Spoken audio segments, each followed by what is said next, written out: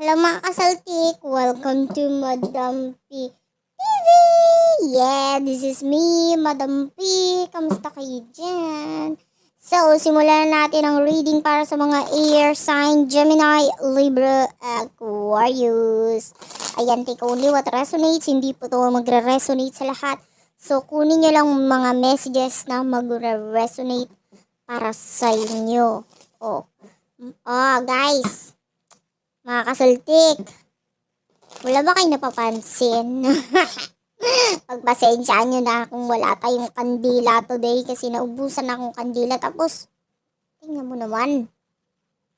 Kasyungas yung mitya, humiwalay doon sa bakal na bilog. Ay di ayun, nahulog tuloy yung mitya doon sa kandilang tunaw. Ay di wala. O di magtiis tayo, di ba wala tayong kandila. At saka, medyo wala pa tayong budget. O anyway, alamin na natin ang reading para sa iyo, para sa mga air sign, Gemini, Libra, Aquarius.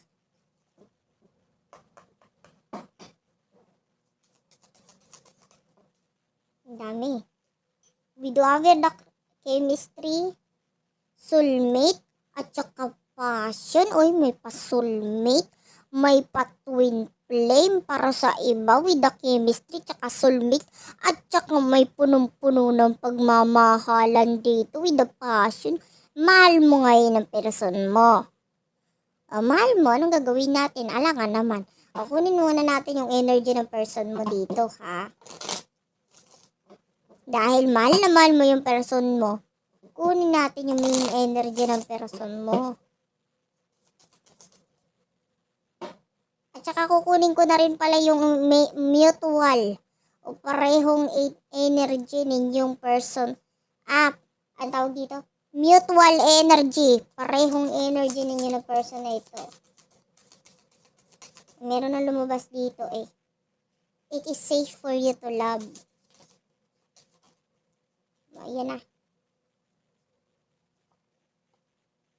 Getting to know each other. Charan, charan.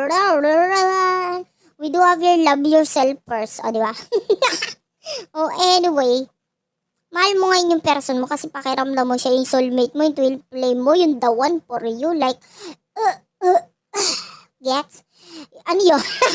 Ano yun? Yun yung parang, kung gagawa ka na nga lang ng mga anak, ng mga tadpole, alapalaka lang eh, no? Yung iba sa inyo, kung bubuka ka na nga lang, dito ka na bubuka sa personal. Yung iba dyan, green-minded, bubuka ang puso. Yung iba, bubuka ang bulaklak, dadaan ng reyna. Sisigaw ng halabira. Anyway, eto na, so you're dealing with the twin flame or soulmate dito, at saka, gusto mo talagang, kung just in case lang, hindi naman din nawala sa isip mo na magkakaanak ka dito sa person na ito. Kasi syempre, asumera tayo, di ba? Di naisip mo na rin minsan na, kung ako'y magkakaanak dito na sa tao na ito. Ibig na, inaulog tuloy. Ayan, parang tanga. Wala na nga kandila, masisiraan pa ng cellphone. Delikado. Hindi na makareading. Anyway, we do over the children. This could be the one, at saka playfulness. So, yung iba sa inyo, this person could be the one for you. Siya na nga. Ibigay mo na. Siya na pala, ha? Pwede mo nang ibigay. With the playfulness, nakikita natin ang anong pagdidilim ng paningin. Ano to? Hindi, pag nanais na magkaroon ng malapitang connection sa inyo na person na ito. Ito, gusto ka rin niya. Pareho yan, with the children, mutual connection, mutual understanding. Kung anong gusto mo, yun din ang gusto niyang mangyari sa inyo. And we do have it is safe for you to love. Getting to know each other. Love yourself first. Alam mo bakit? Kasi nababalance mo yung energy mo eh. Nababalance din niya yung energy niya. Alam niya kung hanggang saan yung connection, alam niya kung anong dapat yung pagmamahal na ibigay niya sa'yo, alam niya kung kailan niya dapat mahalin ang sarili niya. Pareho kayong parang mga ang sarap niyong pag-untugin. 'Di ba? Kasi masyadong perfect ang connection na ito, wala tayong nakikitang problema.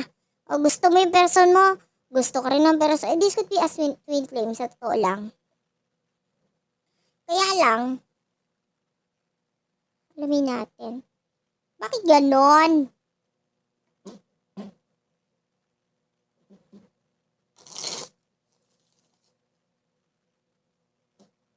This could be a soulmate or twin flame para sa iba.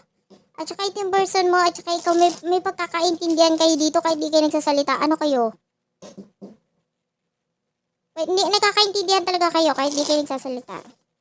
Ngurunguran lang. Anong ngurunguran? Ano yun? Oh, anyway.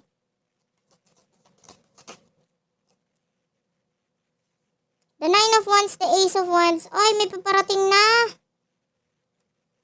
Challenge, problema with the Page of Pentacles. At saka the Eight of Swords. Someone here is may paparating na problema. Mag-ingat ka. Ano yun? Ano yung problemang paparating? May kinalaman sa usaping pamilya. Walang kinalaman sa connection nyo. O, wag na natin alamin. Dahil pamilya pala yun eh. Mahirap nakikialam sa mga family problems. Wag na natin alamin. Iba na, ano ba yan? Gusto kong malaman yung problema. Hindi natin naalamin yung problema. Bala ka nang umalam. Positive lang tayo dito. Hindi, yung iba sa inyo talagang literal na problema sa pamilya. Bala ka na dyan. Hindi kita matutulungan dyan. Pero ba yan? Lalo nang wala. Pambili nga ng kantila. Ikaw talaga. Anyway. We do have here the Magician. The Nine of Swords. And the World. Ay, okay lang. It's a tie. Kasi kung may problema ka, may problema din yung person na ito.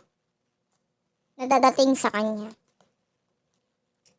Teka lang hindi ko to kukunin masyadong marami. Ano naman yung dadating na problema sa person mo? O, diba? Mas lalong wala tayo niyan. Pera ang problema niya. O, lalo na with the Page of Swords. O, gusto niyang mag-travel or umalis or magkaroon ng paglalapit. Kaya lang, hindi kaya ng hindi kaya ng budget. Alam mo yun. At least, diba? Ay, iba sa inyo, ang problema paparating sa iyo ay usaping pamilya, sa kanya naman usaping pera. Okay? Dahil pareho kayong may problema, matulog na tayong lahat. Walang patutunguhan ito. Wala akong mai-advise. Ang mai-advise ko, matulog tayo. Magdasal ka ng mga 3 araw, tapos matulog ka ng 2 araw. Gets? Dahil yung iba sa inyo kusang datating yan kasi yan ang mga lesson sa inyo, diba? Lesson yan yung mga problema sa buhay ng tao, dumadating talaga yan para mas lalo kang mahirapan. Yung iba sa inyo, kaya dadating yan kasi para mas maging strong ka na tao, para may silbi ka naman, para hindi naman sabihin, oy, nabuhay ka sa mundo, tapos namatay ka nakangiti. Di syempre, kahit pa paano, may mga struggle ka rin sa buhay na pagdadaanan at kasama talaga yun para mas matibay kang tao sa earth. Gets? At yung person mo, ganun din. Okay?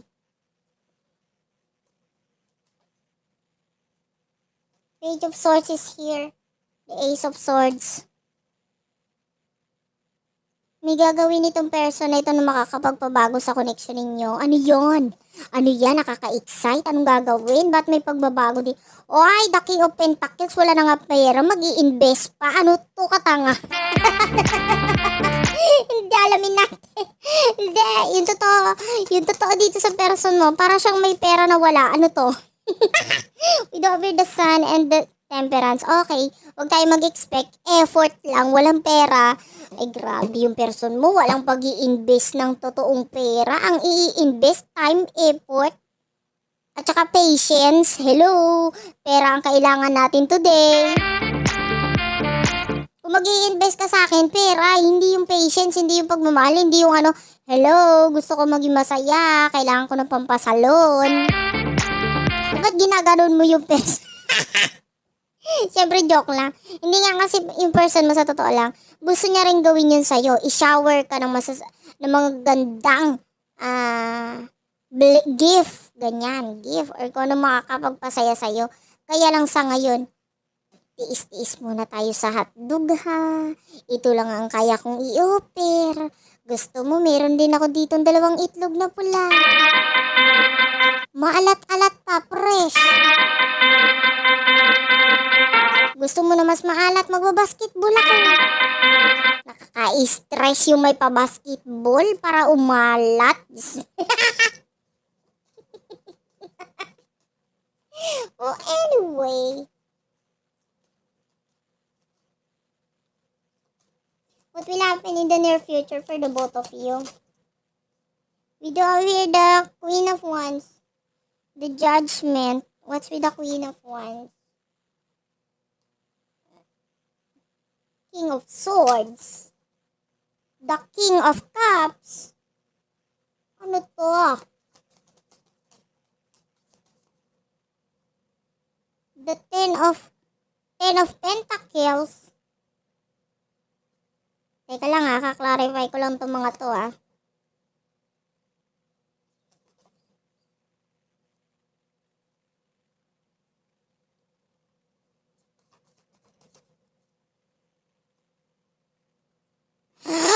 Oh my gosh! Hindi ako makahinga dito sa connection na ito. Parang gusto ko matulog. Ay, delikado. Baka hindi magising. O anyway. In the near future, there is this love coming in for you. Paparating ang verso na ito para mag-offer ng love, ng pagmamahal, ng tururung tung, tururung turung turung, tururung tung, tururung turung turung. Ano yan? Bakit may sound effect? Wala lang. That is all about love.